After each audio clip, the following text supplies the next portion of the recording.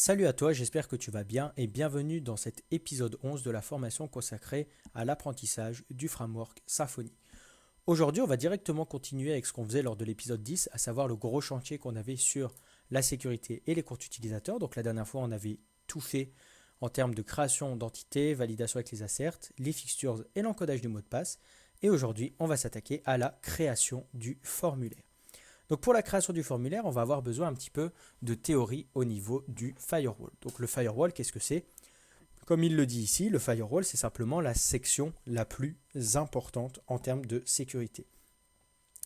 Pour faire simple, le firewall, ça va définir en fait les parties de notre application justement qui sont sécurisées et comment les utilisateurs vont avoir la possibilité de s'authentifier, que ce soit via un formulaire de connexion ou par rapport à un token si on fait une API. Nous, dans notre cas, ce sera un formulaire de connexion.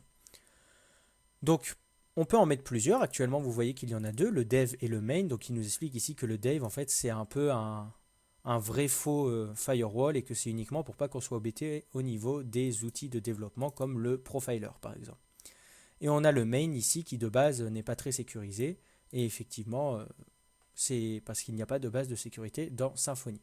Nous, si on va voir notre security.yml, ce qu'on peut s'apercevoir, c'est que notre security.yml a changé et qu'au niveau maintenant de notre firewall, on a un provider qui est relié ici au provider juste ici.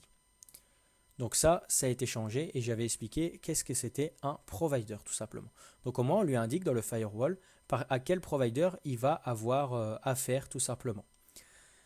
Maintenant, ce qu'on va faire, c'est s'intéresser au formulaire de connexion. Donc je ne vais pas rentrer dans le détail de qu'est-ce qui se passe s'il y a plusieurs firewalls, etc. Pour faire simple, il va prendre le premier avec lequel il va matcher, mais nous, ce ne sera pas notre cas, il n'y aura qu'un seul firewall. Du moins, il y en aura deux, mais le dev, on va dire qu'il ne compte pas trop. Donc, nous, on va s'intéresser à l'authentification des utilisateurs et notamment au formulaire de login. Donc pour faire simple, et après on va se mettre à coder, le formulaire de login, on va le mettre simplement dans un login controller. On va compléter un petit peu notre security.yml avec le paramètre form login en lui renseignant tout d'abord le login pass puis le check pass. Donc il explique ici un petit peu. Et une fois que ça va être mis en place, on va pouvoir compléter un petit peu notre contrôleur si l'on veut pour récupérer les erreurs et le dernier username qui a été utilisé, donc la dernière email adresse qui a été utilisée.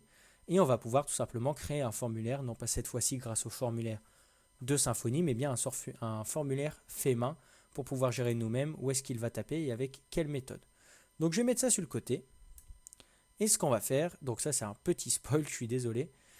Donc ce qu'on va faire, c'est tout simplement créer un contrôleur. Du coup, nous on va faire un php pin /console make controller et on va mettre security controller. Une fois qu'on a fait ça, qu'est-ce qu'on va faire? On va tout simplement aller dans ce contrôleur. On va aller dans le contrôleur, mais avant ça, comme à chaque fois, hop, on va mettre ici, ça c'était aussi pour mes tests, hop, on va mettre le security dans le pages et on va renommer ça login. Au moins, là on est bon, car il y aura plusieurs choses dans le security au fil du temps. Ici, dans le security controller, ce qu'on va faire, c'est qu'on va aller là, on va mettre pages/ et on va mettre login.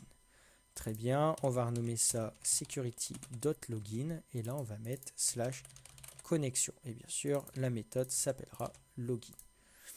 Et ici, on va mettre méthode et on va mettre get et on va mettre post. Très bien. Une fois qu'on a ça, ce qu'on va faire, c'est qu'on va aller directement sur notre application sur connexion. Connexion. Et là, il va nous dire Hello Security Controller. Très bien, comme d'habitude. On va aller voir un petit peu le template qu'il nous a généré. Très bien, on va dégager tout ce qu'il y a dans le bloc body. Tant qu'on y est, on va mettre le mon title, on va mettre sim recipe et on va mettre connexion tout simplement. Hop, connexion. Connexion, très bien. Une fois que ça s'est mis, ce qu'on va faire tout simplement, c'est compléter le firewall. Comme on l'a dit la dernière fois, on doit juste rajouter un paramètre, tac tac tac, où est-ce qu'il est, qui s'appelle form login. Donc on va faire ça, on va mettre form login Ici, il va nous demander le login pass. Du coup, notre login pass, nous, c'est security.login. Et le check pass, ça va être aussi security.login. Très bien. Une fois qu'on a fait ça, on va pouvoir un petit peu construire notre formulaire au sein de notre vue. Donc ici, on va mettre une petite div pointer, très bien. On va mettre un h1 qui aura pour classe un mt4 qui va dire ici formulaire de connexion. Hop. Là, on va mettre un form en post et il ira pointer vers la route qui sera le pass de security.login. Jusque-là, on est bon. Ensuite, il va nous falloir de quoi mettre en place les inputs. Donc là, on va aller sur boot swatch, on va aller sur notre thème, tac, tac, tac, on va aller dans formulaire, on voit qu'il nous donne email, password, très bien. Pourquoi pas, donne-moi ça, hop, tac, tac, tac, tac, tac, tac, parfait. Et là, on va s'arranger un petit peu. Donc nous, le label, par exemple, il faut que ce soit for username, très bien, et on va mettre adresse email. L'input, il sera de type email, ça nous convient, la classe, on la touche pas. L'ID, on va mettre username, ça, on s'en fout. Le placeholder, on va mettre exemple @simrecipe.fr. Et aussi, très important, on va mettre name égale username. Et c'est comme ça que notre login va tout simplement comprendre qu'il doit aller chercher ici pour avoir le username et ce sera le même principe pour le password. Ensuite, pour le password, ce qu'on va faire, c'est que le label, on va mettre ici for password. On va mettre ici mot de passe. Le type password, ça bouge pas. La classe, ça bouge pas. L'ID, ça va être justement password. Et le name, ça sera password. C'est le même principe. Et placeholder, ici, on va mettre des étoiles. Donc, on va mettre PA2SWORT, comme c'est le mot de passe de base de nos utilisateurs. Et on va simplement ici se rajouter un petit bouton. Un bouton qui aura la classe btn primary, qui sera de type submit. Et il aura pour label se connecter. Se connecter, j'ai écrit en espagnol. Se connecter. Jusque-là, on est bon. On va pouvoir ici aller sur le security. Très bien. On a ça. On va juste lui mettre un petit mt4. Et là, on va aller prendre une adresse email au hasard. On va prendre Maryse. Pourquoi pas Maryse. On va mettre ici ça. Password. On va recharger avant. Voilà. Hop. Password. On va se connecter. Et là, si on va dans le profiler, on va voir qu'on n'est plus connecté en anonyme, mais on est bien connecté en Maryse, tout simplement. Donc ça va être quelque chose de très sympathique, justement. Donc on est connecté maintenant en tant que Maryse via le formulaire de connexion. Donc jusque-là, c'est assez sympathique. Maintenant, ce qu'on va pouvoir mettre en place, c'est le moyen de se déconnecter. Donc pour se déconnecter, simplement, on va aller sur la documentation. Donc je vais vous la remettre devant les yeux. Hop. Et ici, on a un petit paragraphe qui s'appelle Logging Out. Donc là, c'est pas compliqué. C'est toujours la même chose. Dans le firewall main, on doit juste le mettre le pass. Donc le pass, ça va être app logout. Et on a juste à mettre ça. Donc là, c'est bon. On va aller dans le security. On va faire un public function. On va mettre logout. Voilà. On va mettre nothing to do here, car d'après la documentation, il va tout gérer lui-même. Et on fait pointer la route. On va mettre slash déconnexion. Et en nom, on va mettre security.logout. Donc, si on reçut la documentation, to enable the logging out, activate the logout config parameter. Très bien. Donc, nous, on va aller là. Hop. Logout. Et le pass, nous, ça va être security.logout. On va regarder un petit peu. Très bien. On va aller sur notre application. Et ici, justement, on va voir qu'il y a tout simplement une action qui s'est rajoutée. Et on voit en bas à gauche ici qu'il y aura un slash déconnexion. Si on clique, on voit que maintenant, on est en anonyme. Aussi simple que ça. Donc, voilà un petit peu comment faire le formulaire de connexion, avec bien sûr tout ce qu'on a vu en amont dans l'épisode 10, pour se connecter au sein de Symfony et gérer la sécurité. Bien sûr, on n'a pas fini. Il va falloir dans les prochains épisodes sécuriser les routes et d'autres choses encore, notamment justement sécuriser les routes, ça va être le plus important. Donc, pour résumer un petit peu tout ce qu'on a fait, simplement, on a été dans le firewall, qui est la section la plus importante, et on a simplement mis en place un firewall, ou plutôt complété le firewall main ici, en lui mettant un provider, qui a été créé juste ici, qui lui dit justement d'aller chercher les informations en base de données au niveau des utilisateurs. On lui a dit que le form login était à tel